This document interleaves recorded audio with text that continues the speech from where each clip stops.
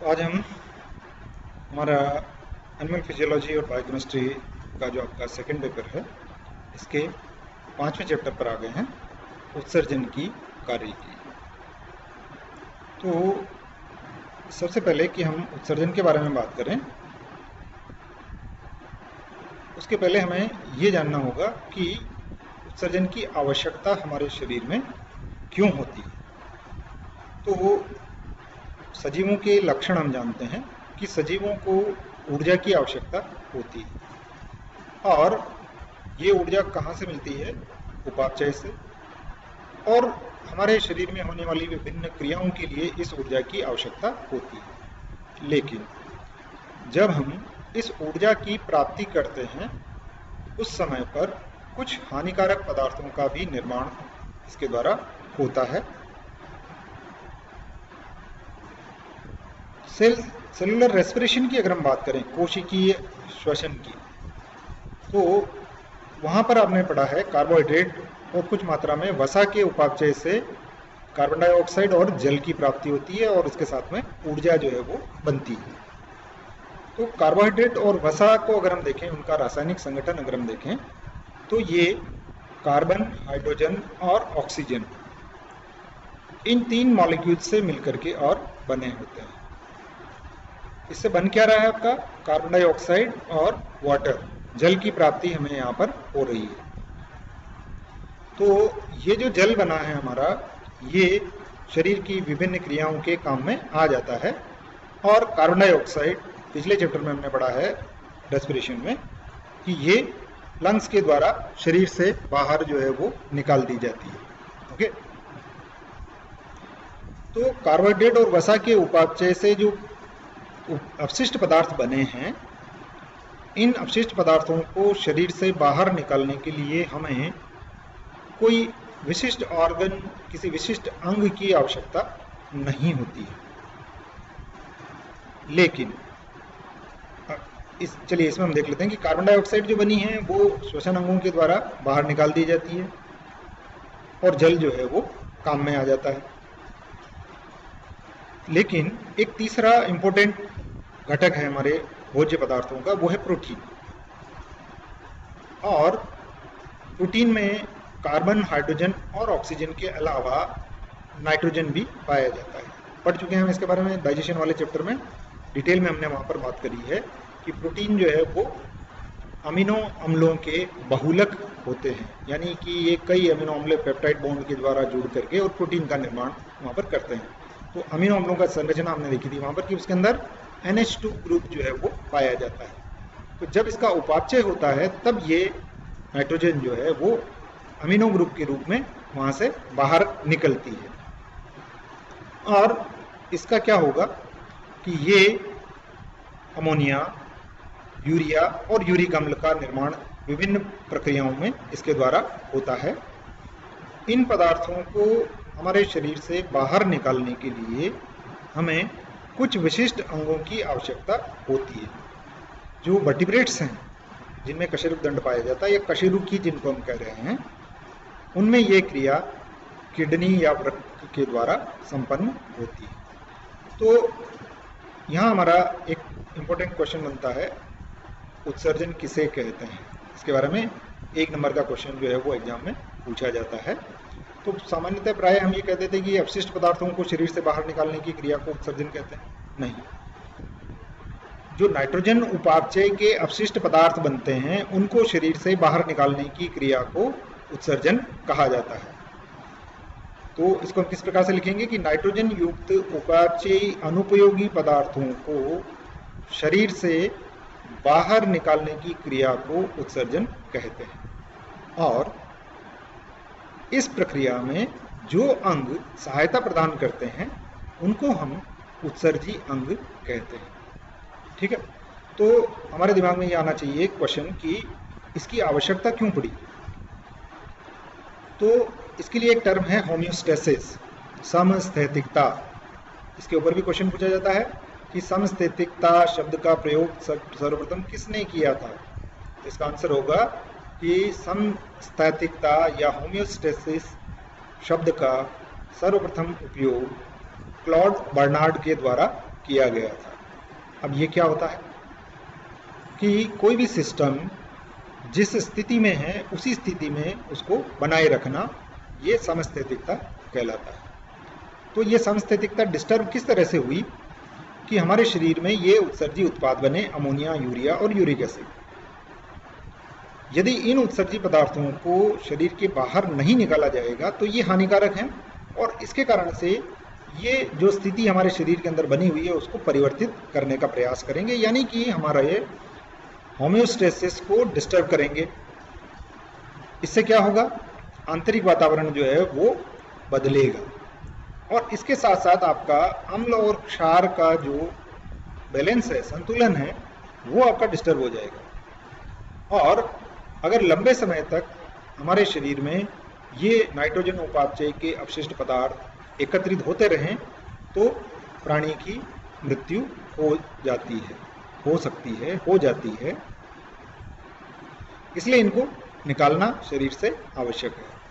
तो उत्सर्जन का महत्व क्या है, इन चीज़ों से आपकी एक पिक्चर क्लियर हुई होगी कि ये उत्सर्जन में ये अपशिष्ट पदार्थ जो हैं वो हमारे शरीर में बन रहे हैं और इनको शरीर से बाहर निकालना है होम्योस्टेसिस को बनाए रखने के लिए।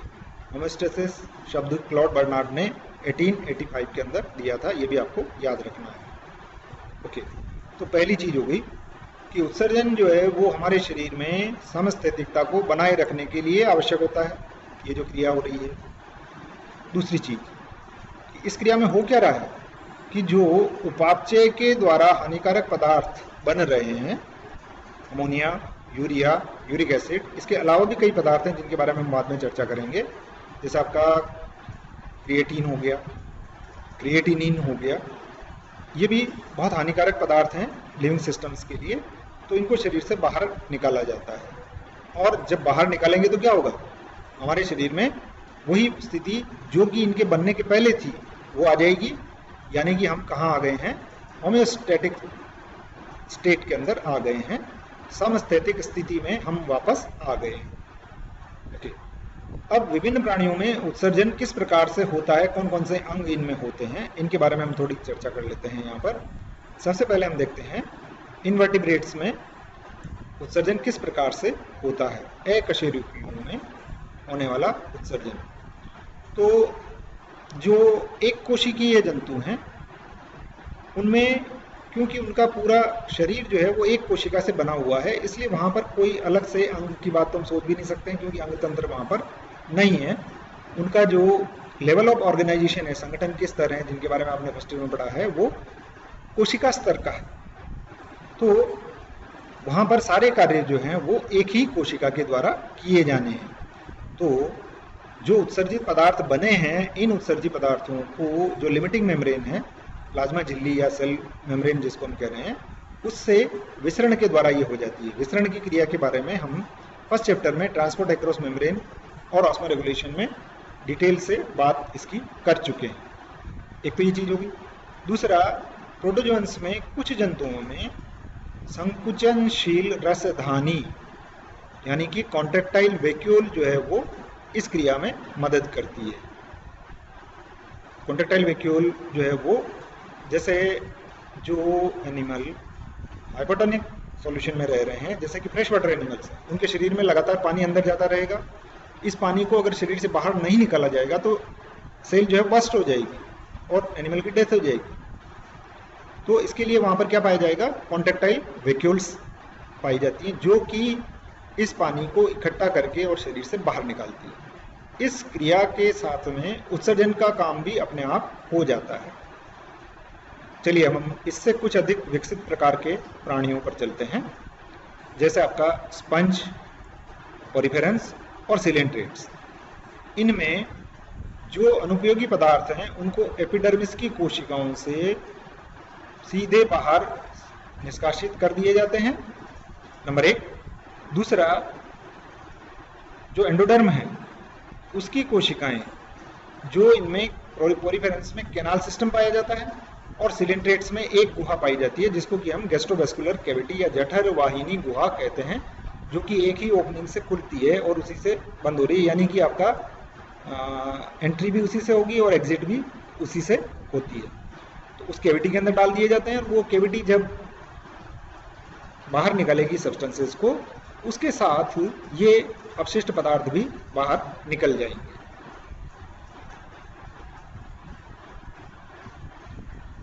प्लेटी हेलमिंथिस पे आइए।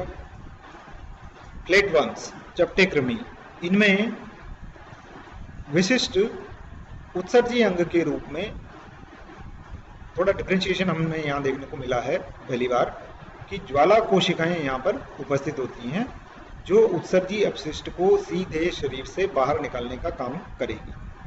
अब ज्वाला कोशिका की संरचना कैसी है और ये किस प्रकार से क्रिया करती है, इसको हम देखें कि ये सीलोमिक फ्लूइड से सब्सटेंसेस को, जो अपशिष्ट पदार्थ हैं, उनको ये बाहर निकालेगी। ये स्यूडोपोडिया लाइक स्ट्रक्चर हैं, उत्पाद के जैसे स्ट्रक्चर हैं, और इनके द्वारा जो उत्सर्जी पदार्थ हैं वो इस कोशिका के अंदर एंटर हो जाते हैं। हमने इसका नाम क्या कहा है? फ्लेम सेल्स का है। अब फ्लेम सेल क्यों कहा है ये भी अभी आपको बताऊंगा मैं। यहाँ भी ध्यान रखिए कि ये एक कोशिका है। तो इसके अंदर ये बेसल ग्रेन्यूल्स हैं, इसके यहाँ पर ये वाला 3 नंबर वाला, और ये इस कोशिका के अंदर साइटोप्लाज्म है, जो कि डॉटेड स्ट्रक्चर से बताया हुआ है, डॉट से बताया हुआ है। और ये इस कोशिका के अंदर एक गुहा पाई जाती है, जिसको कि हम कोशिका गुहा या सेल ल्यूमन कह रहे हैं। इस सेल ल्यूमन में आपका बेसल ग्रेन्यूल के साथ में जुड़े हुए कुछ सीलिया जो है वो पाए जाते हैं। तो ये सभी सीलिया एक साथ मिलकर के एक गुच्छ बना लेते हैं, जिसको हम सीलियरी डक्ट कहते हैं। और ये जो गुहा है वो आगे जाकर के एक ट्यूब्यूल के रूप में बाहर की ओर खुल जाती है, नलिका के रूप में खुल जाती है।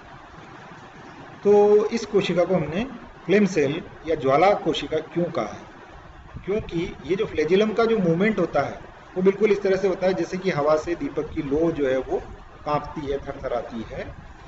तो इसलिए इस कोशिका को फ्लेम सेल जो है वो कहा जाता है। किसमें पाई जाती है? प्लेटी हेलमिंथीज या प्लेट वर्म्स के अंदर।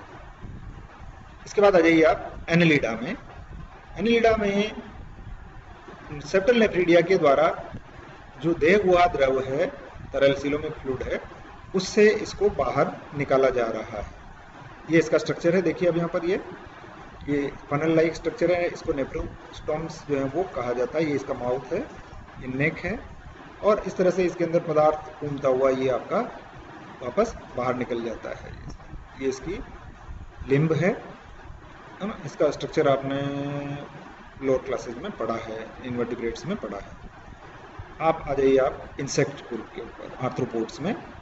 इंसेक्टा में मेलपिजियन ट्यूब्यूल्स पाई जाती हैं। ये क्या करती हैं कि जो बॉडी फ्लूइड है उससे अपशिष्ट पदार्थों को एकत्र करती है और उनको आहार नाल में डाल देती है। देखिए आप यहाँ पर कॉकरोच का एक उदाहरण हम यहाँ पर दे रहे हैं कि ये आपका ये आपकी मिडगट है और ये हाइंडगट है। इनके जॉइंट पर ये आपका मेलपिजियन ट्यूब्यूल जो है वो पाई जाती है। ये मेलपिजियन ट्यूब्यूल, इसको बाहर निकाल करके बताया हुआ आहार नाल को। सीलोमिक फ्लूइड है ये इसके अंदर, जो आप बॉडी फ्लूइड जिसको हम कह रहे हैं यहाँ पर। इस बॉडी फ्लूइड से ये इकट्ठा करेंगी इनको और इनको आहार नाल के अंदर डाल देगी, जिसको कि आहार नाल के साथ में जब बिना पचा हुआ भोजन जो है आहार नाल से निकलेगा, तब ये उत्सर्जित पदार्थ उससे बाहर निकल जाएंगे। आर्थ्रोपोडा में ही क्रस्टेशिया में अगर हम देखें तो उनमें एंटीना या मैक्सिला के ऊपर ग्रंथियां होती हैं जो कि उत्सर्जन का काम करती हैं। मोलस्का में एक से अधिक जोड़ी वृक्क जो हैं वो पाए जाते हैं और जो फ्लूइड के साथ साथ ब्लड से भी अपशिष्ट पदार्थों को बाहर निकालता है। और इकाइनोडर्मेटा में अगर आप आएंगे तो उनमें विशिष्ट उत्सर्जी अंग जो है वो अनुपस्थित होते हैं। इनमें जो बॉडी फ्लूइड है उसमें अमीबोसाइट सेल्स जो हैं वो पाई जाती हैं। ये अमीबोसाइट सेल्स जो हैं वो इन उत्सर्जित पदार्थों को एकत्र करके और डिस्पोज करने का काम करती है। चलिए अब हम आ जाते हैं कशेरुकियों में उत्सर्जन के बारे में। तो कशेरुकियों में जो उत्सर्जन की क्रिया होती है उसमें हम अंगों की बात करें तो मुख्य रूप से किडनी की हम बात करते हैं, लेकिन किडनी के अलावा कुछ और दूसरे सहायक अंग हैं, वे भी उत्सर्जन में सहायता करते हैं। जैसे आपका स्किन हो गया। स्किन को अगर आप देखेंगे कि स्किन किस तरह से ये करती है, तो स्किन में क्या होगा, स्वेट ग्लैंड्स जो हैं वो पाई जाती हैं, स्वेद ग्रंथियां जिनको कहा जाता है, जो कि पसीना बनाती हैं स्वेट जो है वो बनाती हैं। इसके साथ साथ पसीने के साथ में कुछ उत्सर्जी लवण भी त्वचा के द्वारा बाहर निकाल दिए जाते हैं, इनका त्याग इसके द्वारा कर दिया जाता है। पसीने के रूप में अपशिष्ट पदार्थों को शरीर से बाहर निकालने का काम ये करती है। देन आ जाइए आप लंग्स पर। पिछले चैप्टर में हम इनके बारे में डिटेल से पढ़ चुके हैं कि ये कार्बन डाइऑक्साइड को शरीर से बाहर निकालते हैं और उसके साथ साथ कुछ जल की मात्रा को भी बाहर निकालने का काम ये करते हैं। Okay, then next organ lipid. हम बात करें किडनी सिस्टम हो गया आपका, इसके बारे में हम बाद में डिटेल में पढ़ेंगे। लीवर, यकृत क्या करता है कि ये ब्लड से टॉक्सिक सब्सटेंसेस को रिमूव करने का काम करता है, नंबर एक चीज। दूसरा, किस प्रकार से करता है इसको समझिए आप यहाँ पर, कि ये पित्त वर्णकों को बाहर निकालता है। अब ये पित्त वर्णक कहाँ से आए हैं इसको अगर हम देखें यहाँ पर, तो जो हीमोग्लोबिन है ओल्ड आरबीसी में, जब इन आरबीसी का डिसइंटीग्रेशन होता है तो इससे बाइल पिगमेंट्स का निर्माण जो है वो होता है, बिलीरुबिन और बिलीवर्डिन, और ये विस्टा के साथ में शरीर से बाहर निकाल दिए जाते हैं। दूसरा एक इम्पोर्टेंट फंक्शन है लीवर का यहाँ पर कि जो अमोनिया है उससे यूरियोटिलिक जंतुओं में ये यूरिया का निर्माण यकृत के अंदर होता है, ऑर्निथिन चक्र के द्वारा होता है। इसके ऊपर एक बड़ा क्वेश्चन पूछा जाता है, ये जब आएगा तब इसके बारे में और डिटेल से हम वहाँ पर चर्चा करेंगे। तो इसको ब्लड के साथ में किडनी तक पहुंचाया जाता है और जब मूत्र बनता है तो उसके साथ में यूरिया जो है वो शरीर से बाहर निकाल दिया जाता है। देन आहार नाल, आहार नाल केवल डिफिकेशन का ही काम नहीं करती हैं, यानी कि जो बिना पचा हुआ भोजन है उसको ही केवल बाहर निकालने का काम नहीं करती हैं। इसके अलावा ये कुछ लवणों जैसे कैल्शियम फास्फेट आदि लवणों को ये शरीर से बाहर निकालती रहती हैं। इसके अतिरिक्त जो आरबीसी का डिस्ट्रक्शन जो होता है उससे जो अपशिष्ट पदार्थ बने हैं उनको स्प्लीन और लीवर के द्वारा बाइल जूस के द्वारा इंटेस्टाइन में पहुंच करके अनडाइजेस्टेड फूड के साथ में बाहर निकालने का काम करती है। जैसे मैंने आपको बताया था यूरोक्रोम, स्टर्कोबिलिन, डाइजेशन वाले चैप्टर में हमने इनको पढ़ा है। ओके, देन क्लोम, गिल्स, जो मैराइन फिशेज हैं क्योंकि वो ऐसे जल में रह रही हैं जिनमें की लवणों की मात्रा आवश्यकता से अधिक है। ये लवण जब इनके शरीर के अंदर आ जाते हैं तो इन ग्रंथियों के द्वारा जो क्लोम के द्वारा भी इनको शरीर से बाहर निकाल दिया जाता है। तो क्लोम वहाँ पर श्वसन के साथ साथ लवण को बाहर निकालने का कार्य भी कर रहे हैं। साल्ट ग्लैंड्स, कुछ मैराइन बर्ड्स में और रेप्टाइल्स में, जैसे एक उदाहरण देता हूँ आपको, इगुआना, बिल्कुल आपका जो कैलोटिस है उससे मिलता जुलता ये होता है, गार्डन लिजार्ड जिसे हम कहते हैं। इनमें इसका जो नासा छिद्र हैं उनके पास में साल्ट ग्लैंड्स जो हैं वो पाई जाती हैं और वो समय समय पर जो अतिरिक्त लवण उनके शरीर में एकत्र हुआ है उसको इससे बाहर निकालने का काम करती है। इसी तरह से मैराइन बर्ड्स में भी ये ग्लैंड्स होती हैं और जो लवणों को बाहर निकालने का काम करती हैं। एक आ जाइए आप लीवर के अलावा स्प्लीन, ग्रेवयार्ड ऑफ आरबीसी जिसको कहा जाता है, कि ये और प्लस लीवर की सेल ये डैमेज आरबीसी को नष्ट करने का काम करती हैं और जो रेस्पिरेटरी पिगमेंट यानी कि जो हीमोग्लोबिन बनता है उस हीमोग्लोबिन के कारण से बिलीरुबिन और बिलीवर्डिन ये और यूरोक्रोम ये बनते हैं। एक स्टर्कोबिलिन बनता है उपापचय की क्रिया के द्वारा, ये भी मैंने आपको बताया था। तो इसका जो है वो डाइजेस्टिव सिस्टम और एक्सक्रीटरी सिस्टम के द्वारा, यूरोक्रोम जो है वो एक्सक्रीटरी सिस्टम से निकलेगा और जो आपका बिलीरुबिन और बिलीवर्डिन जो है वो आपका डाइजेस्टिव सिस्टम यानी एलिमेंट्री कैनाल, आहार नाल से इसको बाहर निकाला जाएगा। ओके, अब हम आ जाते हैं किडनी पर, कि अधिकांश कशेरुकियों में मुख्य उत्सर्जी अंगों के रूप में एक जोड़ी वृक्क जो है वो पाए जाते हैं। ये वृक्क हमारे शरीर में क्या काम करते हैं? वाटर बैलेंस का काम करते हैं, कि शरीर में आवश्यकता से अधिक जल जो आ गया है उसको ये शरीर से बाहर निकालने का काम करते हैं। दूसरा, जो नाइट्रोजन उपापचय के अपशिष्ट पदार्थ हैं उनको, साथ ही लवणों को और कुछ अन्य पदार्थों को भी ये शरीर से मूत्र के साथ में बाहर निकालने का काम इनके द्वारा किया जाता है। तो इसको हम पढ़ेंगे नाइट्रोजन उत्सर्जन के रूप में। नेक्स्ट क्लास में हम इसके बारे में डिस्कस करेंगे। Okay, thank you.